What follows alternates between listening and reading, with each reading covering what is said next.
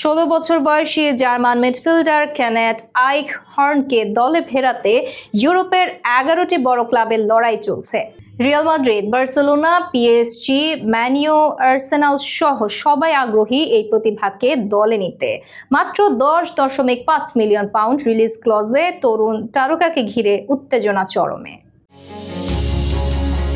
European ফুটবলের নতুন আলোড়নের নাম 16 বছর বয়সী জার্মান প্রতিভা কেনেথ আইখহর্ন। হার্থা বার্লিনের এই ডিফেন্সিভ মিডফিল্ডারকে ঘিরে শুরু হয়েছে ইউরোপের শীর্ষ ক্লাবগুলোর তুমুল প্রতিযোগিতা। ইংলিশ গণমাধ্যম টিম টক জানিয়েছে, Real Madrid, Barcelona, PSG, Manchester United, Tottenham, Arsenal ও ব্রাইটন সহ অন্তত 11টি ক্লাব তাকে দলে ফেরাতে আগ্রহী।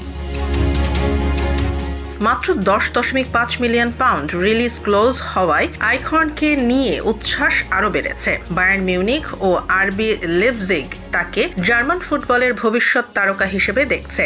অন্যদিকে ম্যান ইউ নতুন কোচ রুবেন আমোরিমের অধীনে পুনর্গঠনের অংশ হিসেবে তাকে মিডফিল্ডে দেখতে চায়। হার্থার হয়ে 12 ম্যাচ খেলা এই তরুণ পাসের নিখুঁততা ও রক্ষণভাগে ঠান্ডা মাথার জন্য পরিচিত। নিজ শহর বার্লিনের এই ফুটবলার জানিয়েছেন, তার লক্ষ্য একদিন ব্যালন ডিওর জেতা।